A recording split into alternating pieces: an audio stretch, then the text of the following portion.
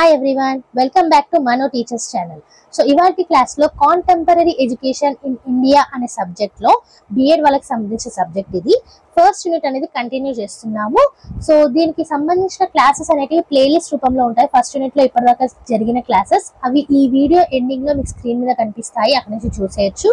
అదే ప్లేలిస్ట్ లో syllabus video కూడా ఉంటుంది, సో అది కూడా చూసేయండి. స్క్రీన్ ఎండింగ్ లో మీకు ఇంపార్టెంట్ క్వశ్చన్ వీడియో కూడా కనిపిస్తుంది, సో అక్కడ నుంచి ఇంపార్టెంట్ క్వశ్చన్ వీడియోస్ కూడా మీకు చూసేయచ్చు. So coming to today's class, first unit లో కంటిన్యూయేషన్ ఏంటంటే బుద్ధిస్ట్ ఎడ్యుకేషనల్ ప్రాక్టీసెస్. మనం వేదిక్ స్కూల్ సిస్టమ్ చూసాము, గురుకుల సిస్టమ్ చూసాము, జైన ప్రాక్టీసెస్ చూసాము, ఇప్పుడు Buddha practices. Okay, the founder of Buddhism in this world is Buddha Shakyamuni. So మనకు తెలుసు బుద్ధ గారే మనకి ఈ బుద్ధిజం అనేది తీసుకొచ్చారు. He was born as a royal prince in 624 BC in a place called Lumbini. So Lumbini అనే ప్లేస్ లో 624 బిఫోర్ క్రైస్ట్ లో రాయల్ ప్రిన్స్ గా ఈయన జన్మించారు. In his early years he lived as a prince in his royal palace, but when he was 29 years old he retired to the forest where he followed a spiritual life of mediation. మీకు already ఈ బుద్ధుని కథ గురించి తెలిసే ఉంటుంది. So royal prince గా పుట్టినప్పటికీ రాజ్యంలో జరిగే వాటన్నిటిని చూసి భరించలేక ఏంటిది అనేసి ముక్తి చెందడానికి వెళ్ళిపోయారు ఈయన. ఓకే, 29 ఏళ్లలోనే ఫారెస్ట్కి వెళ్ళిపోయారు. అక్కడ స్పిరిచువల్ లైఫ్ ఆఫ్ మీడియేషన్ ని ఫాలో అయిపోయారు. Okay, after 6 years he attained enlightenment under the Bodhi tree in Bodh Gaya, India. So ఇది కూడా మీకు తెలిసే ఉంటుంది. 29 ఏళ్ళకి వెళ్ళిపోయిన తర్వాత, ఫారెస్ట్ కి వెళ్ళిపోయిన తర్వాత బోధి ట్రీ కింద కూర్చొని ఈయన ధ్యానం చేసేవారు. సో అక్కడ ఆయనకి 6 ఏళ్ల తర్వాత బోధ్ గాయలో బోధి ట్రీ కింద ఎన్లైట్మెంట్ అనేది జరిగింది ఇండియాలో. A religious revolution started in ancient India in 600 BC. So 600 BC before Christ లో రిలీజియస్ రెవల్యూషన్ అనేది స్టార్ట్ అయింది. And Buddhist philosophy emerge as a new doctrine. So Buddhist philosophy అప్పుడే పైకి వచ్చింది అనమాట. Okay, he gave 84,000 teachings revealing many profound methods of spiritual training, all of which are practical ways to purify and control our mind. So మన mind ని purify చేయడానికి, control చేయడానికి 84,000 teachings అనేటివి ఈయన ఇవ్వడం జరిగింది. స్పిరిచువల్ ట్రైనింగ్ మెథడ్స్ అన్నమాట. He delivered his message with a living, all embracing sympathy and a deep concern for the poor and the oppressed. So ఎవరైతే పూర్ ఉన్నారో, ఎవరైతే మార్జినలైజ్డ్ పీపుల్ ఉన్నారో వాళ్ళకి సింపతి అనేది ఉండేది, ఒక డీప్ కన్సర్న్ అనేది ఉండేది ఈ బుద్ధుని గారి మాటల్లో. Okay, he preached in favour of the quality of men and opposed inequalities and abuses of the caste system. So ఏదైతే ఇన్ఈక్వాలిటీస్ ఉన్నాయో క్యాస్ట్ సిస్టమ్ లో, సో వాటిని పూర్తిగా అపోజ్ చేశారు ఈయన.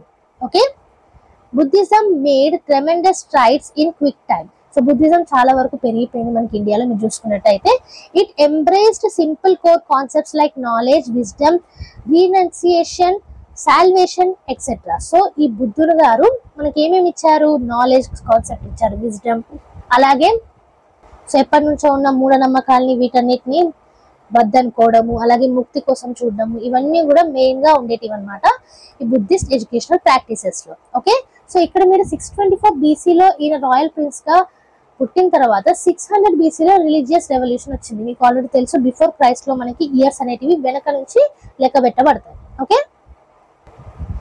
Buddhism was search for Anuttara Samyak Sambodhi, which means the perfect ultimate wisdom. So ఇక్కడ knowledge కి, wisdom కి చాలా ఇంపార్టెన్స్ ఇచ్చేవాళ్ళు. సో దానికే ఈయన ఎడ్యుకేషన్ ప్రాక్టీసెస్ ని డెడికేట్ చేశారు. ఓకే, అల్టిమేట్ విజ్డమ్ అన్నమాట. Buddhism also thought that everyone has the potential to realize this state of ultimate wisdom as it is an intrinsic part of nature, not something one obtains externally. So ఈ ultimate wisdom ఏదైతే ఉందో మనలోనే ఉంది, దాన్ని మనం బయటకి తీయడం, ఆ పొటెన్షియల్ తీసుకురావడమే బుద్ధిజం నేర్పించేదన్నమాట. ఓకే, ఎందుకనంటే ఇది ఎక్కడో బయట నుంచి నేర్చుకునేది కాదు, మనలో మనకే ఉంది, దాన్ని బయటకి తీసుకురావాలనేసి అనేవాళ్ళు.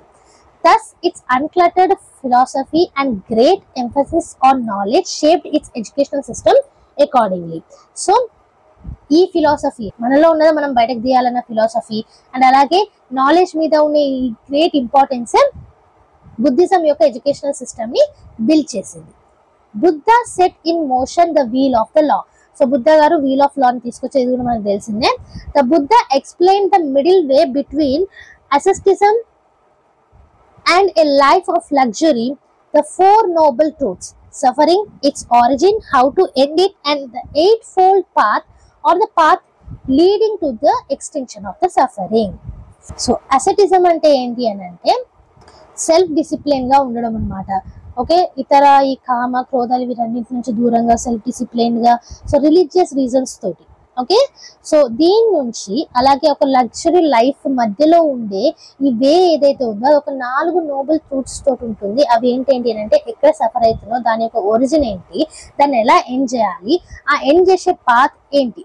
Okay, and the impersonality of all beings. So ప్రతి ఒక్క పర్సన్ యొక్క క్యారెక్టర్ ఏంటి, వార్మ్త్ ఏంటి, ఎమోషనల్ ఇన్వాల్వ్మెంట్ ఏంటి. Okay, the eightfold path is pervaded by the principle of the middle way which characterizes the Buddha's life. So eightfold path ఏదైతే ఉందో suffering కి సంబంధించి అది ఏ ప్రిన్సిపల్ మీద ఉందనంటే మిడిల్ వే ప్రిన్సిపల్ మీద ఉంది. సో ఇది మొత్తం కూడా బుద్ధాస్ లైఫ్ యొక్క క్యారెక్టరైజెస్ ని చూపిస్తుంది అనమాట. The middle way represents a rejection of all extremes of thought, emotion, action and life style. మనం చూసాం కదా అసెటిజం. సో ఈ ఎమోషన్స్ ఉన్న, థాట్స్ ఉన్న, యాక్షన్స్, లైఫ్ స్టైల్ వీటన్నిటిని కూడా ఎక్స్ట్రీమ్స్ లో ఉన్న వాటిని రిజెక్ట్ చేస్తుంది middle way. Okay, rather than either severe mortification of the body or a life of indulgence in sense pleasures, the Buddha advocated a moderate or balanced wandering lifestyle and the cultivation of mental and emotional equanimity through mediation and morality. So ఏది కూడా extreme కి వెళ్ళిపోకుండా, okay, ప్రతిది కూడా ఇప్పుడు ఏ emotion వచ్చినా బాగా extreme కి కాకుండా నార్మల్ మోడరేట్ గా ఉండడమే బెటర్ అనేసి మనకి ఈ బుద్ధ లైఫ్ స్టైల్లో తెలుస్తుంది. Okay, his intention in founding Buddhism was to lead living beings to permanent liberation from suffering. So ఎవరైతే సఫర్ అవుతున్నారో, పూర్ వాళ్ళు, మార్జినలైజ్డ్ వాళ్ళు, హ్యూమన్ బీయింగ్స్ ఎవరైతే సఫర్ అవుతున్నారో ఆ సఫరింగ్ నుంచి వాళ్ళకి మోక్షం తీసుకురావాలనేదే, పర్మనెంట్ మోక్షం ఇప్పించాలనేదే బుద్ధ గారి యొక్క ఎయిమ్ అన్నమాట. సో అందుకే ఆయన ఈ ఎయిమ్ తోటే ఫౌండ్ చేశారు బుద్ధిజంని. He realised temporary liberation from suffering and difficulties is not enough.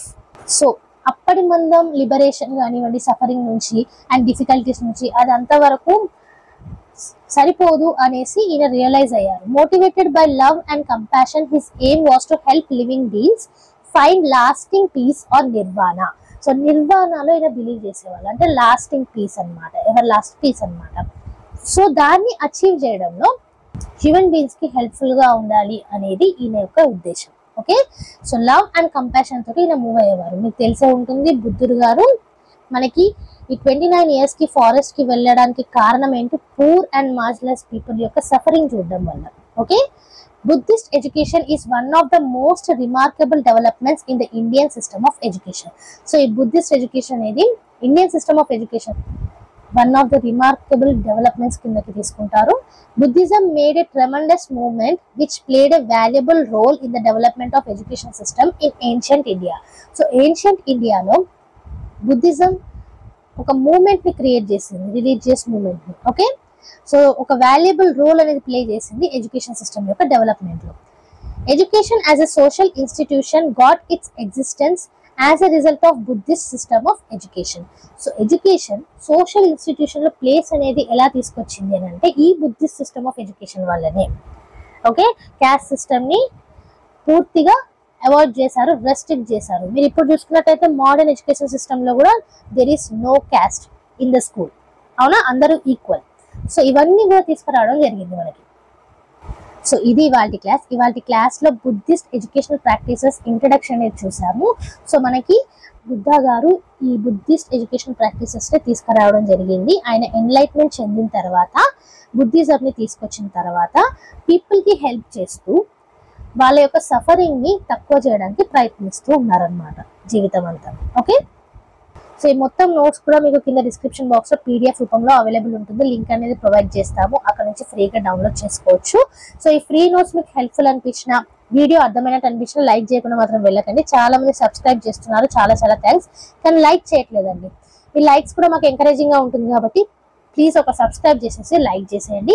Channel ని కొత్తగా విజిట్ చేసిన వాళ్ళు కూడా సబ్స్క్రైబ్ చేసేసుకోండి. మన ఛానల్లో B.Ed కి సంబంధించిన వీడియోస్ అనేటివి every Tuesday and Friday regular గా అప్లోడ్ చేస్తాము. సో ఏ వీడియో కూడా మిస్ కాకుండా చూడాలంటే కనుక మీరు చేయాల్సిందల్లా సబ్స్క్రైబ్ చేసేసుకొని పక్కనే ఉన్న బెల్ ఐకాన్ ని ప్రెస్ చేయండి.